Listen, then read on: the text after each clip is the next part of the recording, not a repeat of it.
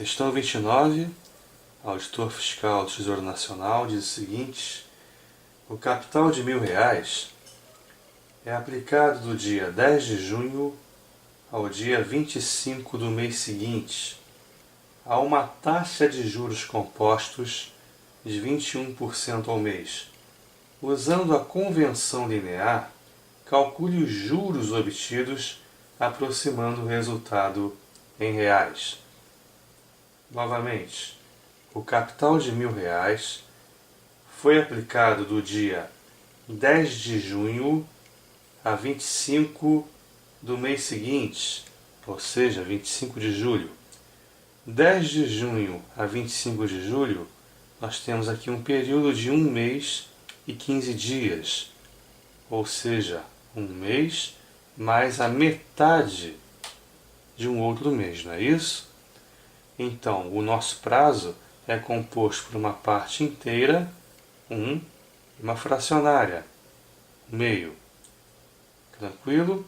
A taxa é de 21% ao mês. Utilizando a convenção linear, calcule os juros aproximadamente, não é isso? Calcule os juros obtidos aproximando o resultado em reais. Nosso montante 1 será calculado considerando o prazo igual a 1 apenas, né? Desprezando a parte fracionária. Capital vezes 1 mais a taxa elevada a 1 vai dar R$ 1.210. Agora, com relação à parte fracionária do prazo, você vai considerar o regime de juros simples, sendo o capital o montante da primeira parte, 1.210. 1.210 vezes a taxa, que é 21%, vezes o prazo, que é 1 meio. Efetuando os cálculos, você vai obter R$ 127,05. Portanto, o montante final vai ser o 1.210, que é o parcial, mais o 127,05. Vai dar R$ 1.337,05, aproximadamente R$ 1.337, que perfazem R$ 337 de juros, haja vista que o capital inicial foi de R$ 1.000. Questão 30, auditor fiscal da Receita Federal. Um capital é aplicado a juros compostos a taxa de 40% ao ano durante 1 ano e meio, 1 ano mais metade de outro ano.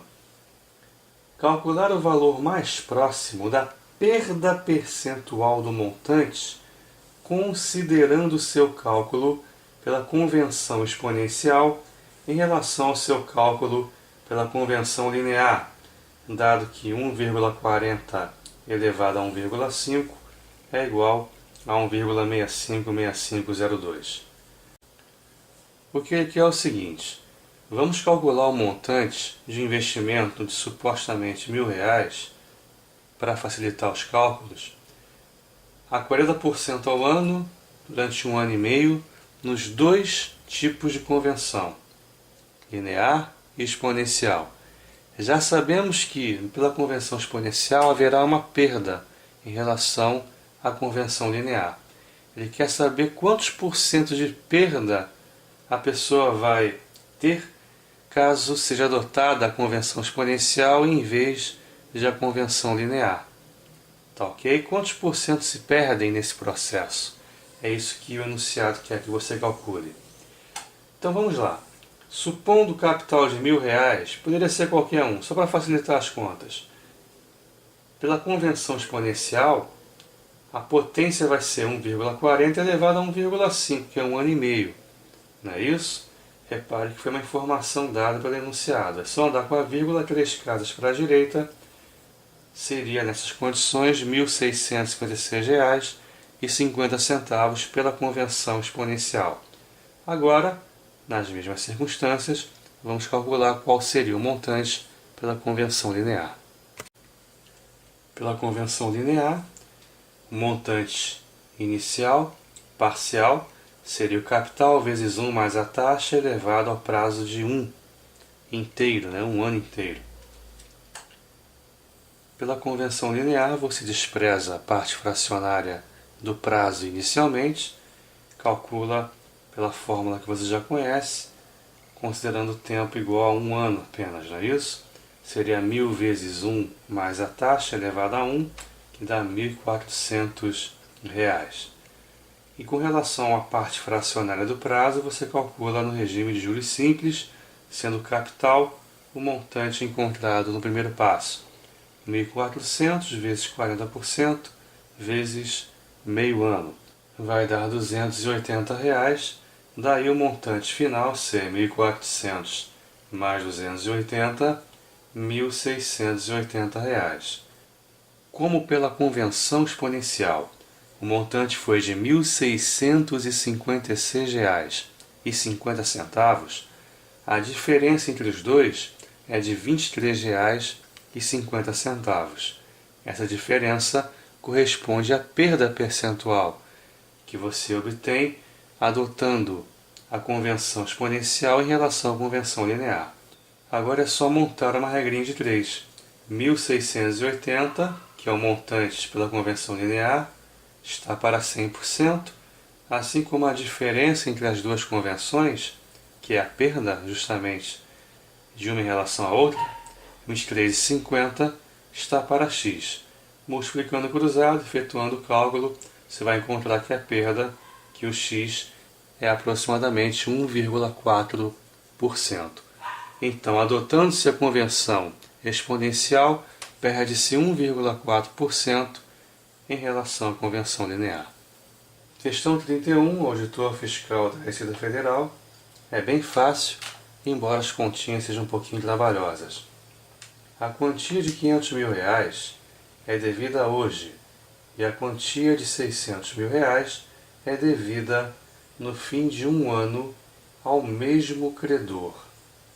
Na medida em que os dois compromissos não poderiam ser honrados, uma negociação com o credor levou ao acerto de um pagamento equivalente único ao fim de 2 anos e meio.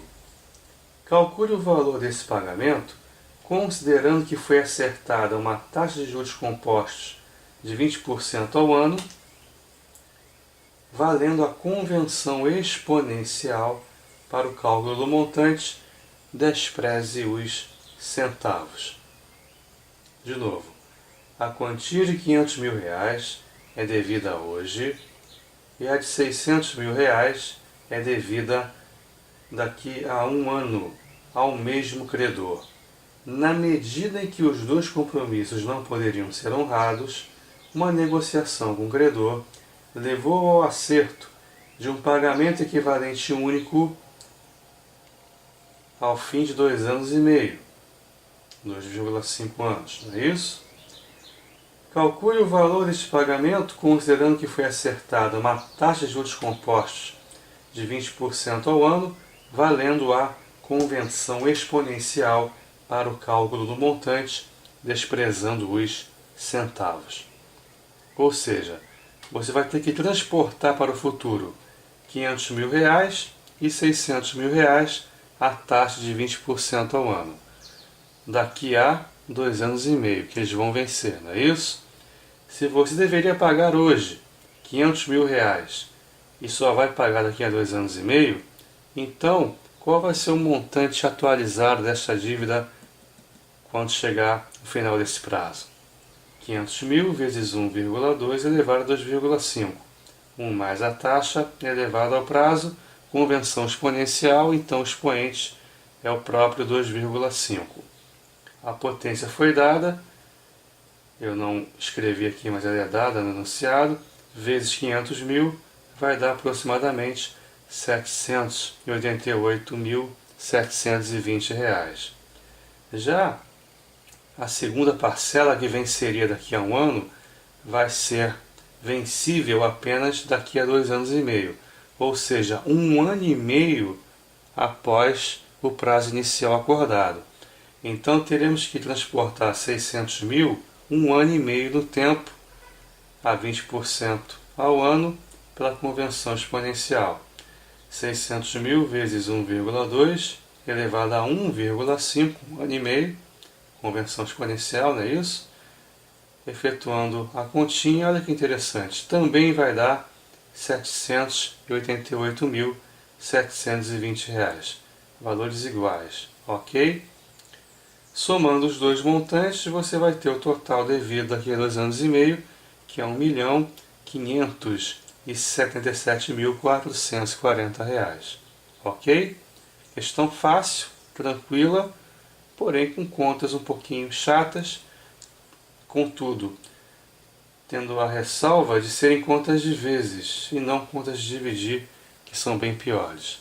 Nossa última questão é a seguinte, na Eletrobras.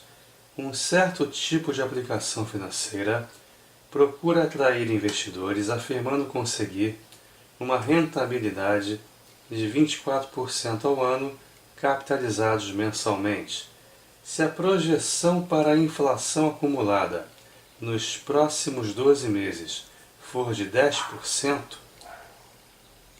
a rentabilidade real do investimento será de...